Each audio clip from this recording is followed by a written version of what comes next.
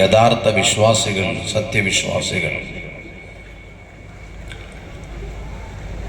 അതുകൊണ്ട് തന്നെ ആ പഴയ സത്യവിശ്വാസികളെ കാണുമ്പോൾ എല്ലാവർക്കും, ഇതര മതസ്ഥർക്ക് പോലും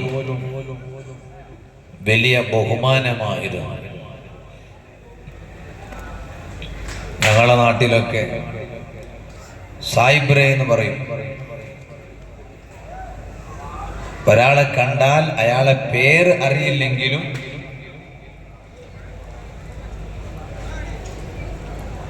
സായിബ്രെ എന്ന് വിളിച്ചിട്ട് വലിയ ബഹുമാനത്തോടെ സംസാരിക്കുന്ന ഒരു കാലമുണ്ടായിരുന്നു. അതിലും തലയിൽ തൊപ്പിയുണ്ടെങ്കിൽ പിന്നെ പറയും വേണ്ട, ബഹുമാനം ഒന്നും കൂടി കൂടുമായിരുന്നു. മുഖത്ത് കുറച്ച് താടി രോമങ്ങൾ ഉണ്ടെങ്കിൽ പിന്നെ കേൾക്കേ വേണ്ട, ഒന്നും കൂടി ബഹുമാനം കൂടുമായിരുന്നു. ഇന്നങ്ങനെയല്ല. ഇന്ന് തലയിലെ തൊപ്പിയും മുഖത്ത് താടി രോമങ്ങൾ കാണുമ്പോഴൊക്കെ ഒരു അരപ്പും വെറുപ്പും തോന്നുന്ന പരുവത്തിൽ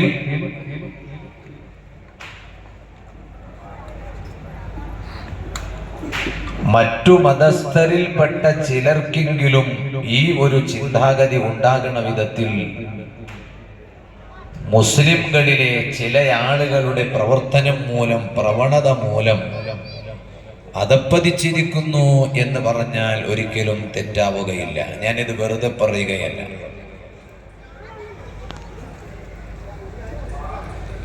ഒരു കാലത്ത് മുസ്ലിംകൾക്ക് എന്തൊരു നിലയും വിലയും ഉണ്ടായിരുന്നു. ഇന്ന് മുസ്ലിംകളെ കാണുമ്പോൾ ഒരു പ്രത്യേക കാഴ്ചപ്പാടിലാണ് ചില ആളുകൾ ഇന്ന് കാണാൻ തുടങ്ങിയിട്ടുള്ളത്. എന്തുകൊണ്ട്? പഴയ കാലത്ത് മുസ്ലിംകൾക്ക് അവർക്ക് നിലയും വിലയും എല്ലാവരിൽ നിന്നും ലഭിച്ചത് അവരുടെ ചെയ്തികളെ കൊണ്ടായിരുന്നു.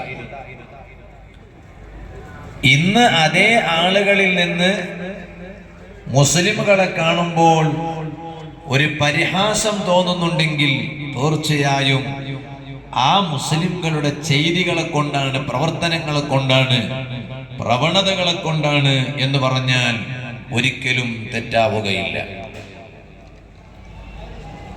അതിലേറ്റവും കൂടുതൽ വേണമെങ്കിൽ നമുക്ക് പറയാം, മുസ്ലിംകളിൽ നിന്നുണ്ടാകുന്ന ആഘോഷങ്ങളും ആർഭാടങ്ങളും, ആ അമിതമായ ആർഭാടവും ആഘോഷവും അതൊക്കെ ഇന്ന് മുസ്ലിംകളെ പറയിപ്പിക്കുന്ന വിധത്തിൽ മാറിയിരിക്കുകയാണ് എന്ന് പറഞ്ഞാൽ ഒരിക്കലും തെറ്റാവുകയില്ല. അതിൽ പണക്കാരനും ഒരുപോലെയാണ്, പാവപ്പെട്ടവനും ഒരുപോലെയാണ്. കേവലം പണക്കാരെന്ന് മാത്രമല്ല, പാവപ്പെട്ടവരും ഉണ്ട്. എല്ലാ വിഭാഗവും ഒരുപോലെയാണ്. അതിൽ ഇന്നവർ എന്ന് പറഞ്ഞ് പ്രത്യേകം വേർതിരിക്കാനൊന്നുമില്ല. എല്ലാവരും അവിഷയത്തിൽ ഒരുപോലെയായി. അതുകൊണ്ട് തന്നെ അത്തരത്തിലുള്ള പ്രവണതകൾ കൊണ്ട് മുസ്ലിംകൾ ഒരു ചോദ്യ ചിഹ്നമായി ജനങ്ങൾക്കിടയിൽ മാറിയിരിക്കുകയാണ്. ഇവിടെ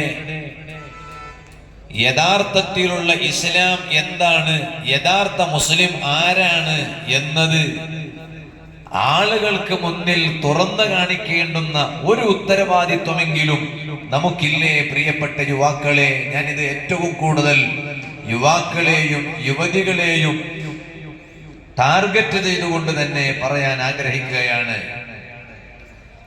ഈ ഒരു തെറ്റുദ്ധാരണകൾ അത് ഇല്ലായ്മ ചെയ്യുന്ന, അല്ലെങ്കിൽ ചെയ്യേണ്ടുന്ന ഒരു ഉത്തരവാദിത്വം